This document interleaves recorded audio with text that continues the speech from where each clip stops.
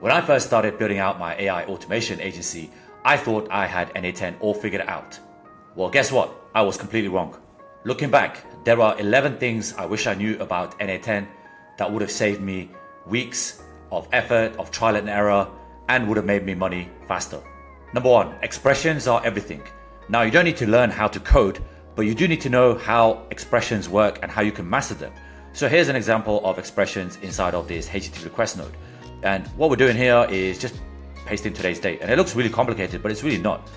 And what's important about this is that you understand that this is JSON, right? This is the fundamentals of building out any type of workflow inside of n8n. It's all built on JSON, which is a type of programming language. So mastering JSON and manipulating strings is basically 90% of n8n's power. Number two, when you're building AI agents, context and examples is everything.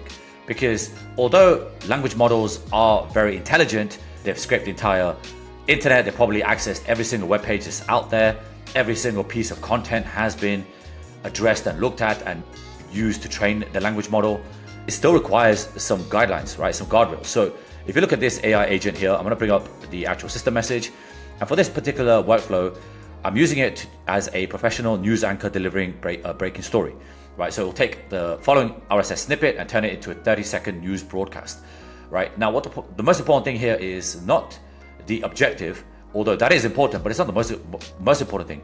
The most important thing about this prompt is that I'm being very specific. I'm giving it very specific guidelines, right? So the first guideline is I want a 30-second news broadcast script, right? Because if I don't give it a parameter, this language model is just going to run with it, right? So it can be 30 minutes long, an hour long, who knows, right? So the first thing is the 30-second parameter. Second thing is to keep it clear, concise, and engaging. Now that is slightly broad in the sense, but I just wanted to give it a very short, direct prompt because it's only 30 seconds, right? And then I'm saying use plain English, short sentences, avoid jargon. This is important because this particular task is used to generate articles, blogs, anything of the trending news topics that I'm bringing through into the workflow from RSS. And my target audience isn't technical. So this is the most important thing. The target audience is not technical, so I need to keep it very simple. And then I've given it an output format, right? So this is a JSON output format, and all I'm telling it to do is to create a variable called news, and then this is just a placeholder, right? So whatever it generates will be inside of this variable. It's just a string variable, and I'll use that later downstream and call it for whatever the action is required in this workflow. Number three, break down every single automation into its components, right? Into each section, because each workflow that's big, that looks complicated, it's actually really not that complicated when you break it down. So let me show you what I mean. This is an Instagram Reels clone agent. And what it does, it just finds Instagram Reels that are trending and then it will try and clone it, right? So it looks complicated, but it's really not. It's just three parts of a wider workflow. So the first part in the yellow here this is the research and extraction, right? So it will grab the data from the trending Reels and it will actually download the image. So if it's an image, it'll download that, it'll read the captions, it'll generate captions, it'll download the audio if it has any sound or audio, it'll transcribe the audio, and then it'll save it onto a Google Sheet. The second part is the generate the AI text, which is in the blue sticky note here. So this will research ideas, this will then create the text for the future captions, and it will then save the text onto the same Google Sheets database. Then the last part is now that we have the research, we've got the generated text, we can now build the AI video, right? So now what it's going to do is it's going to basically get the creators, create the video, wait for the video to be generated, get the video, add the captions, download the final video, save it up onto the same Google Sheets database, and then send it back into Telegram. So although this looks very complicated, it's actually really not when you break it down into what each part of the workflow is doing. Number four, webhooks are underrated gold. And if you're not familiar with webhooks, they are basically just a node inside of n8n that allows you to connect to pretty much any single application anywhere on the internet. And the way it works is that you get the webhook address, you go to a third-party application, SaaS tool, or whatever it is, and then you save that address in there. And then whenever the application or the software, the SaaS, whatever it does any type of output, it will send the payload to this webhook here. So what that means is that you can then send data into n8n from virtually any place and then plug it into an AI agent like this. So in this example, I've actually created a solar roofing voice AI agent. And this is a great solution to sell to any service industry. For this example, it's just solar roofing, where they can handle leads coming through. So imagine a lead it could be a voicemail, it could be a contact request on the website, it could be any form, right? It could even be an email. Once that information has been triggered inside of this automation through the webhook, it will then use the AI agent and respond back to them, right? So it'll actually go, I think in this case, I'm using retail AI, and it will basically call them back with some kind of outbound automation or AI voice, and it will confirm the booking or the sale or whatever, whatever the request is on this particular task. But you can see that it was all possible inside of n8n because the information is coming from outside of n8n, and that's done through webhooks and payloads. Number 5, don't rely on built-in integrations inside of n8n. So what that means is that whenever you go to a workflow, you go to the nodes panel here, you're going to find nodes that are natively supported by n8n. So for this example, let's say I type in Airtable. You can see you've got Airtable here. You've got all the different actions, triggers, record actions, etc. Right? Because Airtable has been integrated into n8n. There's a native node, right? But if you look at the example that I'm showing you here, right, this is using a service that's not natively supported inside of n8n. So for this example, I'm creating a video and I'm using a service called File. So File, if you follow this channel, you've seen I've created a lot of AI generated content using File AI, and they have some of the best video models, speech to text, all that kind of stuff, right? And so for this example, I'm actually calling VO3, which is Google's text to video. But File is not natively supported inside of n8n. So what I'm doing is I'm calling it through their API, and I'm using the HTTP request node. And this literally opens up the world, because if the service that you're using is supported through an API, that means we can call it inside of n8n. All we need is the method. We need to know the URL. So this is the base URL, right? And then this is the endpoint that we're triggering. So for this example, I'm triggering the VO3 endpoint. I've got my credentials, which are saved in here, so I don't need to keep typing out the headers or the API key because I've saved that as a generic credential type. So anytime I want to use File AI, right, in any node, any automation, all I need to do is just bring up the generic credential type and then the header auth, which is file.ai. And then all I need to do is send the body. So this is the payload that I'm sending to the third-party API. For this example, I'm sending the JSON, which is just a prompt that's been generated by the previous node here. Number 6, use sub workflows for efficiency and reusability, because it's very easy to get inefficient in something like n8n when you're building out large workflows or automations. You can see here, this is a basic AI agent, and what this does is I can type in any job brief profile into this chat, and then the AI agent will basically respond to the content and then create a Google Docs proposal and actually generate like a covering letter. Now, these 3 nodes here that you see are sub workflows. So the first one will generate a mermaid chart, like a mermaid graph, which is just like a process flow. The second one will generate the Google Docs proposal. So it'll actually generate a proposal inside of Google Docs. And the third one will generate the application copy. So basically a covering letter that I'm sending back to the job application with the proposal in a Google Doc and the mermaid chart. So it's normally a lot of work, but this has all been done relatively easily because I'm calling sub workflows, right? Which makes the main sub workflow, which is this one here, the UI agent, the AI agent, it's super easy to work with, it's very efficient, and overall it'll use less tokens and it'll run much faster, you'll get results quicker. Number 7, think in systems, not tasks, because one-off automations don't scale really well inside of n8n. So if you are selling this as a service, or you run an AI agency, or you're thinking of starting an AI agency, think about the overall picture, because it's going to be a lot more beneficial to you and certainly more profitable for you when you think about how you can automate the entire organization beyond a simple task. To give you an example, I've worked with organizations like lawyers, like dentists, and we started off with simple tasks that they wanted to automate, right? So they knew they needed AI in some capacity, but they weren't really sure how to implement that. And so the easiest thing for me would have been to build a very simple automation. But then when I realized, after sitting down with them, talking to the owner, talking to the founders, and talking to people that work at these organizations, that they have a lot of bottlenecks inside of their organization. And if you bring it all together, if you identify all the bottlenecks, you can build out a huge system. You can build out an automation that's very scalable, right? And this is great for you if you want to build long-term relationships, or if you want to get long-term retainers with these clients, because if you save them time, if you help them generate more revenue, they are going to easily pay $500, $600, $1,000 a month in retainer, because I'm doing it, which means you can do it. Number 8, event logs is your superpower. So event logging is transparency, is trust. It shows exactly what's happened in the automation, both in the inputs and the outputs.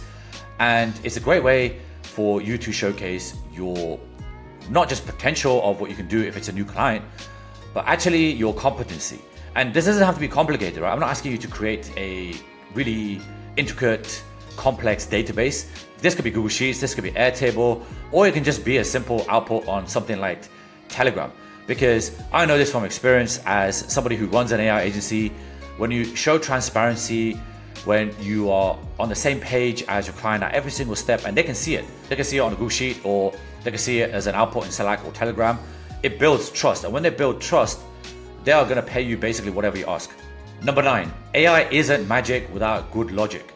So I mentioned this earlier in a previous point, but AI is great. AI is gonna change the world, and we all should be using AI to some extent, but it's not magic wand, right? It needs context, it needs memory, it needs guidelines, parameters.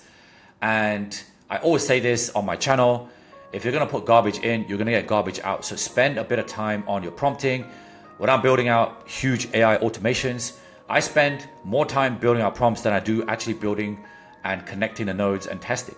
Because I know that ultimately the output of an AI node is gonna be the success of the project. So I spend a lot of time inside of prompting. I test a lot of it before I go live, and I'm very meticulous in what I expect the AI agent to do. So it's great. ChatGPT has been very accessible, but a ChatGPT node thrown into a workflow is not gonna be the solution to all your either problems or requests or projects or whatever the output's gonna be. So think about the prompts, think about context, think about logic, and most importantly, think about the output. What is the output? What do you want this automation to do at the end of it, right? Start with the output and then work backwards. Number 10, document every flow automation, even if it's for yourself. Now, typically when I work with clients, they are gonna need some kind of SOP, which is a standard operating procedure. It's usually like a Google Docs with a bunch of text in there explaining how the automation works. For the most part, I usually just record a quick Loom video, because nobody really reads anything, and Loom is a lot easier to follow. Plus with Loom, I know if people have read it, right? Because I can see the statistics at the back end. So it's much easier to gauge, and it's much easier to gauge engagement on Loom videos. But whenever you build automation, and I've built several hundred, probably over 500 automations by now, I've forgotten what I built like 3 months ago, because I have so many automations going inside of me at any point, going through my brain. I'm always thinking about automation. So even I forget, even somebody in my shoes forgets about what I did or how the automation works. So I think it's always a great idea to either document it for yourself so that you understand, but also as you get better and you get more skilled with n8n, you're gonna need the SOP or the documentation along the way. You're gonna remember, right? Because when I first started out, I was like, okay, I've done this in like week 1, right, of my agency, or like week 10 or whatever, right? I built a specific automation, or I built a node in a specific way, and it kind of triggers the example that I built in a previous project. And so I went back to the documentation of that project, and I was like, okay, yeah, this is what I did. I plugged A node into B node, and then the output was C node, right? And over time, it becomes much easier for you to build, but more importantly, you're gonna be able to build automations faster, and you're gonna be able to debug them 10 times faster than anything you've ever done before when you started in week 1. And number 11, which is the most important, which is why I've saved it for last, is that your value isn't in the workflows, it's in the results. I've worked with several clients in my agency that I've been running, and let me tell you this from personal experience, right? Clients don't care about automation. This is all under the hood stuff. This is like black box technology. Most of them won't even understand it, even if you try to explain it to them, right? They don't understand what expressions are, or JSON is, or even to some extent, like, what is, most people might know what ChatGPT is, but they don't know what Claude is, Gemini Pro, probably not, right? So they don't really care about that. What they care about is the results. They care about the output. And your focus should always be the output. It should never be, what nodes am I going to use? What's the input going to be? And so my recommendation to you is start with the output. What is the best case scenario for you and your clients? Or if it's just a personal project, what's the outcome? What's the end goal you want to see once this project is finished? So this is an automation I'm building. It's an AI stock picker. I haven't finished it yet, but the point is, this is the output, right? So I'm sending analysis into Telegram. So I know that this is actually the starting point of my automation, is the end of the automation, the actual output, right? Which is a bit of a paradox, but if you think about it, it makes more sense because I know what the output should be. It should be stock analysis, right? It should be which stocks, the probability of them going up, the rationale, the reasoning, all that kind of stuff through the AI agent, right? So that should be the output. But then if that's going to happen, what do I need before that? Well, obviously, if it's going to have AI output, it's going to need an AI agent, right? So then I know the next node is before it is going to be the AI agent. And so I'm going to need an AI chat model. I'm going to need memory. I'm going to need a sub workflow because it's going to grab data from another workflow, right? It's going to crunch it. And then this is all kind of arbitrary because the input is going to be Telegram as well. So it could be voice or text or even images. For this example, I'm just using voice and text. If it's voice, it's going to go through this route here because I need to download the audio. I need to get the audio. I need to transcribe the audio. If it's text, I just need to get the text, right? So focus on the output, focus on what you want if this is a personal project. And if it's a project or a job for a client, be 100% sure that you know what they want in this automation. Don't assume anything. If you're not sure, ask them questions, right? You should have some kind of onboarding process where they tell you what they want at the end of this project, at the end of this build out, right? So don't leave anything to chance. Don't leave any ambiguities on the table. Always ask questions. They're not gonna scold you for asking questions, believe me, right? It's better off asking questions if you're not sure to make sure that you can deliver a AAA project. And if you like this video, consider signing up to the Automation Kings private AI community. This is a fun community with people like myself who run AI agencies, but there's also people who have startups, people who are creating their own AI tools, AI side hustles, and a lot more. And we've got a great community here. There's a lot of great content inside of the discussions, but also there's a classroom that I've created that has a lot of content for you. So there's a Launch Your AI Agency in 16 Days course if you want to do that. There's also AI automations and blueprints. So if you go inside of here, there's a bunch of automations and blueprints that you can kind of preload into n8n. It's going to save you a ton of time. And this is one of my favorites. This was a point of view faceless AI video generator that built inside of n8n. It was also one of my most popular videos to date. And something like this has the build, which is the YouTube video here. It's also got all the supporting documentation and applications that you need. More importantly for you, if you want to upload it directly into n8n, you can with this JSON file here. And I've also got the actual Google Sheets file, which is accompanying this automation. So the link to join is in the description below. Thanks so much if you made it this far into the video. If you liked it, give me a thumbs up. If you want me to cover other types of content, just leave me a comment below this video. Subscribe to the channel if you haven't done so. Turn the notifications on so you see when the next video drops, and I'll catch you next time.